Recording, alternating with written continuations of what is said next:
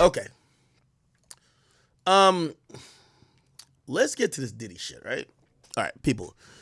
So Diddy got sued by wow, this is, let me pull it up. No, don't tell me I didn't fucking, oh my god, I'm be tight. No, where is it? God damn.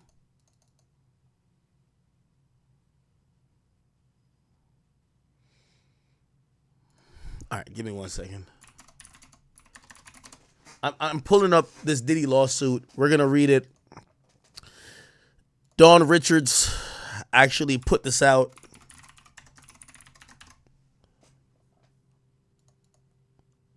She's accusing, this is a new lawsuit. By the way, this is probably like over 15, I think between 10 and 15 lawsuits that Diddy is facing.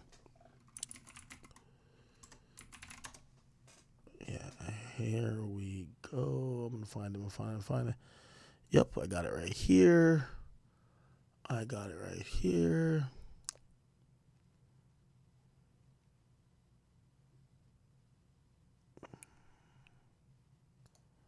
Okay, just give me 1 second. No, not that.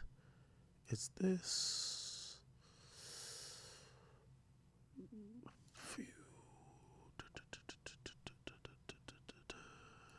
Got it. Okay.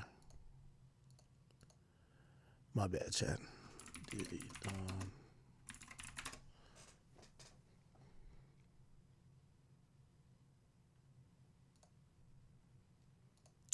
yeah, I thought I saved it, so I had to pull it. I had to pull it from the website again.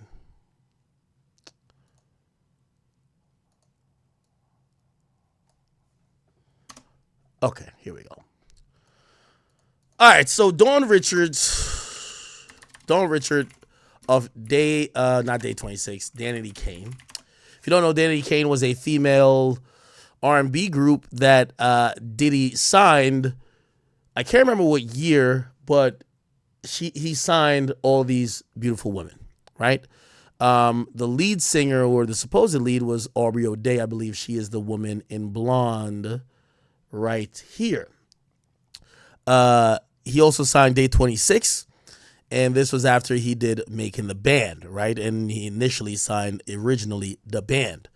Aubrey O'Day has been speaking out openly because before this whole whirlwind started with Sean Combs, she said she was offended. She said that Diddy essentially offered her the publishing back from the group that he didn't give them initially, basically if they signed the NDA.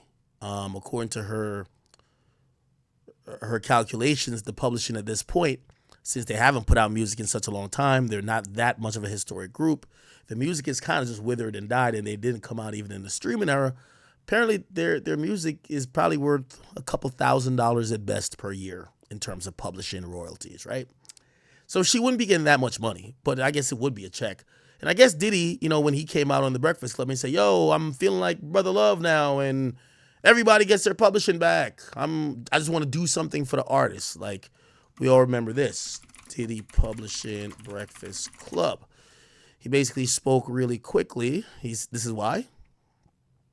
When I had went and called out the Grammys, I also had to make sure that I had a look from within. Once you start asking for change in this world, you have to look within and be a part of that change. It was more of me evolving as a businessman, a person that really wants change in the world, in progress, most importantly. And it was the right thing to do. If it wasn't for these people that have helped me with all of these records, if there's anything like that, just doing the right thing, that's just the frequency we should all be in. I want reform in all industries. Anytime niggas start talking about frequency, vibration, nigga, unless that motherfuckers is programming a dildo or some type of radio, nigga, what the fuck is a nigga just saying frequency, vibration? That usually means they're using word salad for, nigga, I don't want to tell you the real truth, okay? So this is what he changed his name to Brother Love, and then he comes on, he says, yo, oh, the reason why I'm giving back Everybody They Publishing, I was calling out somebody else and I realized I can't be a hypocrite. So I say, you know what? Let me give it back. When in the history of life has anyone, when calling somebody out for some shit, then realized that they're guilty of the same shit and corrected their own wrongs without people aggressively calling them out? Diddy would be the first, right? Industries. If I got to ask corporate America to change their ways, then I have to be accountable for myself. And so that was done 2 years ago. 2 years ago, you gave. Keep in mind, that's the same Diddy that was arguing with the Locks, where Jadakiss threatened him that he would drop a refrigerator on his head because, listen. People don't understand. Don't say Jada, you bugging. Or it's worth really killing. Like, yeah, he wanted to kill Diddy over his publishing. First and foremost, for putting your John Hancock on the paper. But then, like, after a few years and after 10 years and 12 years, and you become of age and have kids and have a life ahead of you. Nobody never took nothing from me. Like, it's hard for me to look at Diddy. It's hard to go, like, to be phony about it and pull him out on stage at the Hova concert and do the Benjamins, and it's hard. Like, it's not. Have you talked to him about millions of dollars? This is my life. It's worth dying. It's worth killing over. Like, seriously. Don't say Jada, you bugging. Or it's worth really killing. Like, sit down, think about it, pull it all on the table. It's really worth doing it over. Like, some things ain't worth it. That's one of the things that's worth it. So, me personally, I can't sleep sometimes. Like, I lose sleep. Like, I be ready to just black out. Like, how long have you been? Have you had the conversations with Puff about trying to buy it back? He's so much of a gangster with the paperwork. He'll tell you one thing, Alright. then he'll tell his lawyer or people that rep. Okay, then Diddy gets on the line. Your lawyer told us that. I see you at the whole. Yeah, then Diddy gets on the line, basically say, why y'all doing all this?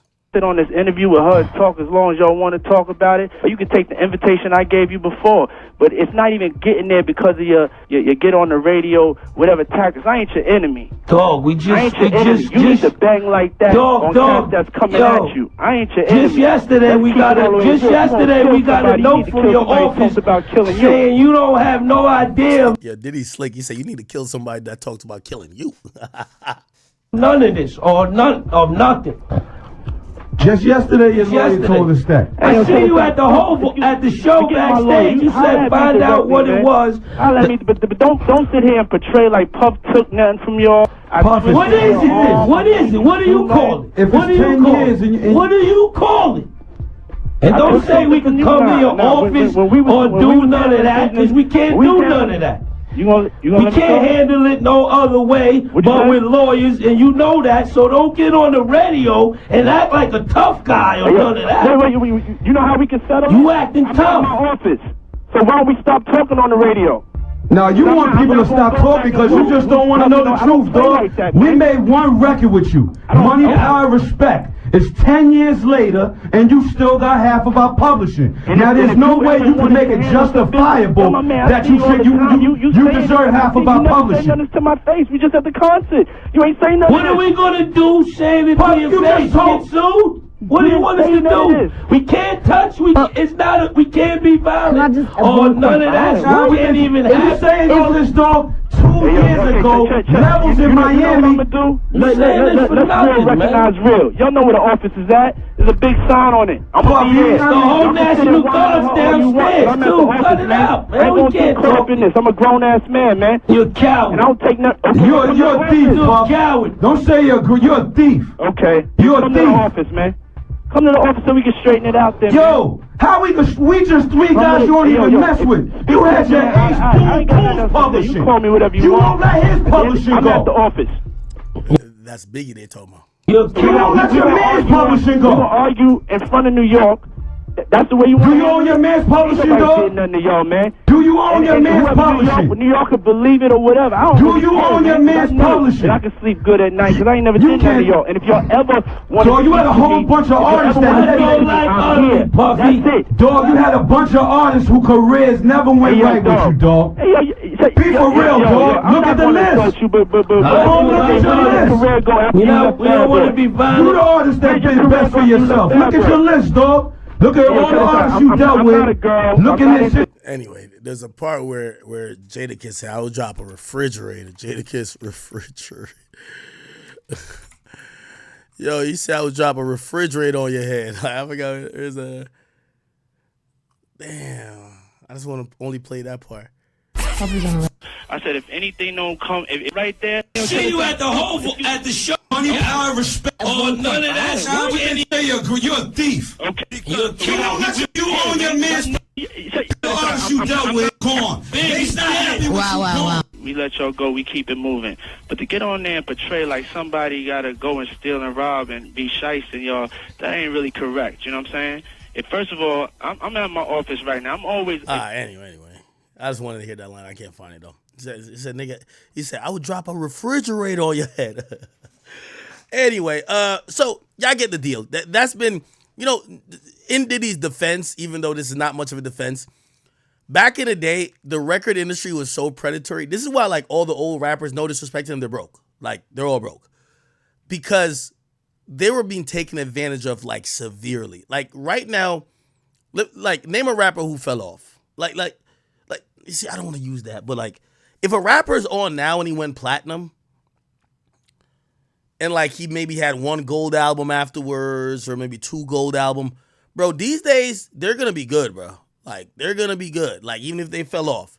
Because just nowadays, artists own more of everything, right? Some labels still take some of the publishing, but they won't take all the publishing. Back then, artists didn't know what publishing was. So they took all of it. So the labels took all of it and would, like, for example, like with Biggie, they would be like, yo, here's $200,000. You're like, oh my God, $200,000.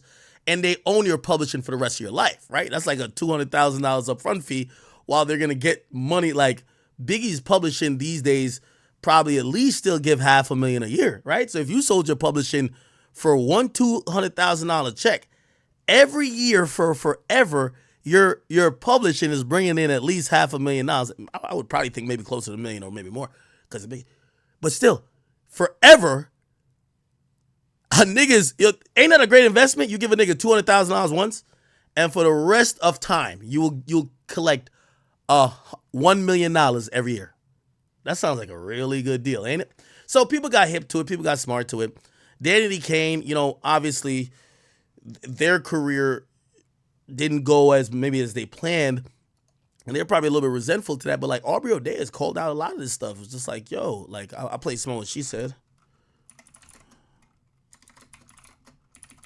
Like she was been talking about this.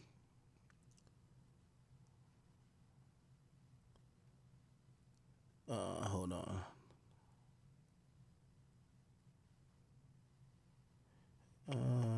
I think these right here. Tells those stories. Bad boy artists. Any comment? Yeah, I'll talk about this. Floor is yours. So this one has been bittersweet for me because as I've gotten older, I've let go of a lot of the trauma and I've learned to really appreciate some of the more personal, beautiful moments I've had with him. And he is the first person that gave me a platform to show my talent to the world. And that was at 17. I'm 39 now. So I have a hard time talking about him. Before it was no good. Now I feel loving moments for moments that we had together. But this banner that he's painted himself with all weekend long, this has been the Labor Day talk in my world, that he's paying back all of the bad boy artists. I just want to throw you the facts, okay? Sure. The deal that we were offered, and when I say we, not every artist got it. Like Day 26 did not get it. But This is what it is. You can have your rights back to your music after Puff went under and somebody else bought our catalog. So this is long after we have 2 double platinum albums, $15 an album from 2 million albums is, what is the math on that? 48 million? Yeah, something like that. I'm no mathematician, but maybe. So $48 million somebody made on me. Yeah. I did not make anything. When I said I did Christina Aguilera for free, I didn't do Christina Aguilera for free, but the record label recouped it all. We were in debt at the end of that tour. Yeah, it's pretty crazy. So I worked for free for the first 6-7 years of my career, basically, and also MTV was not paying us. And this is another part that I have that I feel some kind of way about, because MTV since then, in these recent years, has brought back every big cult show, meaning it had millions of followers, and it was at least 6 seasons, right? Yeah. Making the Band is one of those. They brought back Real World, they brought back Jersey Shore, they brought back Laguna Beach. Making the Band is the only one that they did not bring back. And Making the Band is the only cult MTV show that made that network, one of them. I heard that's all Diddy's doing. Diddy had some deal with them, and yeah, so we've never seen any of the Making the Bands back. Again, Diddy doing his normal shit. Anyway, pretty much Diddy offered the women of not day 26. I mean, that's a male group. Danity Kane, you get your publishing back. Got to sign this NDA. She's gonna speak about how much money would be. Wrongdoings or action. This was the NDA she's talking about now. Amounts due since Sony bought our catalog. Okay. So streaming for the past couple years, it's about $800, $900, some in the hundreds. Okay, and in order to get that, I have to release him for any claims or wrongdoings or actions prior to the date of the release. I have to sign an NDA that I will never disparage Puff, Bad Boy, Janice Combs, or Justin Combs' music, or EMI, or Sony ever in public. So that you just got recently for this thing? I got it a few months ago when he started doing this. In the news now. So what's happening is artists, some of them, not all of them, are being given streaming royalties and ownership back over our publishing on songs that we wrote at a time when you know that you have to stream a song 1 million times to make a cent. Yeah. Okay, it's hundreds of dollars. And me, as somebody that's a girl's girl, I hit everyone in my group and said, absolutely do not take this deal. I can get us a show on Hulu right now and talking about boy bands and girl bands, because you have to realize there's a handful, 2 handfuls at most, of boy and girl bands that had platinum albums, 2 platinum albums. Yeah. And that will never happen again. And most people that have had to go through those types of things, like the real ways the Kardashians got to where they got, Ray J tried exposing a lot of that life, and entered an industry where somebody made, $48 million? Nearly $50 million? And we didn't even see a penny of that, and we were in thongs and 5-inch heels for years of our lives on stage. Now, I'm going to be honest with you. I don't got a problem with that, low key. Hey, that's how the music business been, man.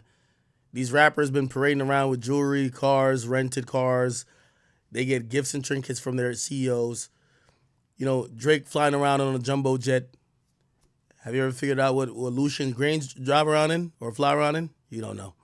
The people who are making the money, the real money at Universal, they will laugh at that little jet that Drake keeps driving around. It just is what it is. You know what I mean? Like, this industry is a kind of, it's a fixed game that always fixes the game that if you want to be a big artist, you can't be independent, or it's going to be so hard that if the success rate is 0.5% to be a signed artist, the success rate to be independent is going to be 0.005. So because they control the whole market, they control the streaming services, all the platforms that pull it, that push the music, yeah, they kind of control the whole thing. And you know, you ever heard the saying, one monkey don't stop a show? Yeah. This is the only way to cloud up or do your thing in the music business. You can't be a one-hit wonder. You can't be in with one album and then go out. You got to gain some leverage. Drake got leverage. Kendrick got leverage. At this point, J. Cole got leverage, right? Like, it took a while for Jay-Z to get leverage. So those are the only times you get to get the leverage to try to change the favor of what the contract is. Yes, they signed you girls, no disrespect, you're beautiful women, but they signed y'all from nothing. Yes, they make $48 million and y'all make $5 million. I'm sorry, that's kind of how it goes. Now, it sounds good, like, oh, they're making $48 million profit. They probably spent $10 to $15 million on promoting y'all, producing y'all, developing y'all. So then there's only really then y'all get paid, say, $5 million. So really, they get 20, if that, plus other costs. You know what I mean? They probably end up with $10 million. And I'm just telling you how unfortunate the music business works. Yes, if they did profit from y'all, it's to make up from the 20 other losses because they signed 20 other losers. That's just kind of how the game works. Obviously I do have some sympathy though, because they come from a time where this isn't the internet era where you could get a buzz. Like if somebody gets popping on TikTok, an artist that's popping on TikTok, or if you go viral on Instagram, or you pop off on YouTube organically, when you go to these labels want to give you everything. I'm talking to my boy OT7 Kwani recently. Boy popped off going crazy, right? They're trying to sign him. You feel me? Like, they're trying to sign him. I guess in either one of his songs or something like that, he always say, yo, I wanted a Maybach. Bro, they're trying to sign him. They buy him the Maybach. Like, the Maybach, they just bought him. Hey, here's your Maybach. Take it. Please sign it to us. Why? You got leverage. It is what it is. It's just business, right? So again, I do feel bad for her, but it is just what it is. Like, brother, music business is kind of predatory, but like it's predatory with with understanding that the success rate is pretty low. Okay, now let's get to Dawn Richard and her filing. So essentially, I played Aubrey Day talking about it, saying Diddy basically offered what would be worth a couple $100 a year for them to sign an NDA that they could never talk shit about him and also sue him. They turned it down. Diddy goes into a whole whirlwind of problems. And by the way, I think that all of them are going to file lawsuits. But the first one who's filing lawsuits, or who did file a lawsuit, is the person known as Dawn Richards. And where is her lawsuit? Here's the lawsuit. So the lawsuit says Dawn Angelique Richards sues Sean Combs, Harv Pierre, and like 30 other places, okay? Basically, here's what it is. It says... I'm going to get to the juicy part of it. Basically, it says, in 1998, Combs explained the origins of his stage name, that Puff was basically because he had a temper. It was known to huff and puff because he was angry, okay? They're basically saying that Diddy was an angry guy, was abusive, sexually harassed them, and to the point that it may constitute as assault.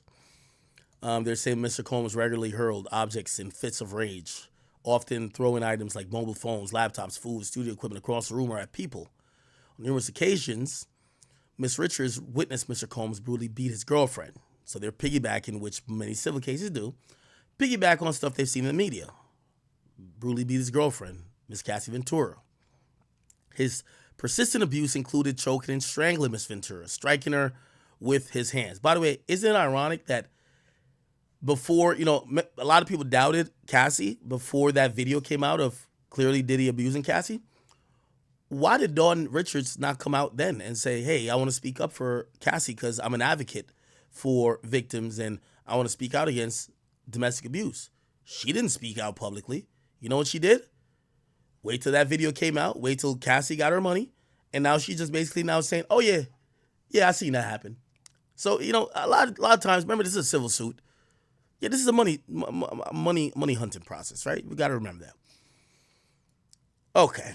On many occasions, Miss Richards tried to intervene, offering Cassie support and encouragement to leave him. Each time, Mr. Combs learned of her efforts, became enraged, and threatened her life with statements as, you want to die today? I make niggas go missing. I end people. Compounding his violent acts and threats, he flagrantly exploited her musical talent as a singer, while withholding her rights earned and stealing copyrighted works and subjecting her to years of inhumane work conditions, which included groping, assault, false imprisonment, among other violations.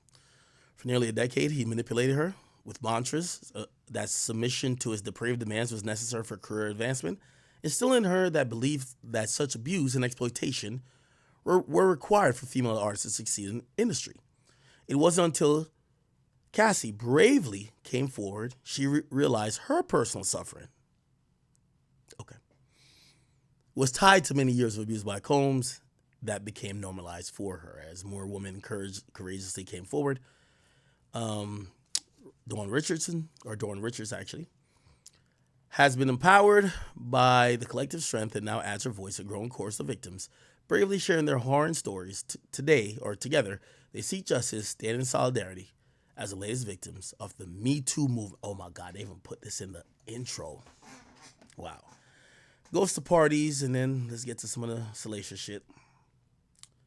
Factual allegations is how they met. Let's go past this.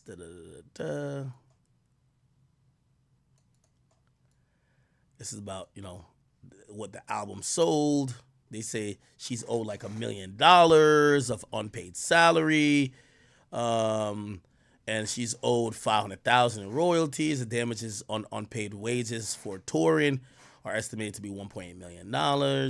He fired Aubrey O'Day, D. Woods from Danity Kane live on television in 2008, which is why Danity Kane got disbanded in 2009.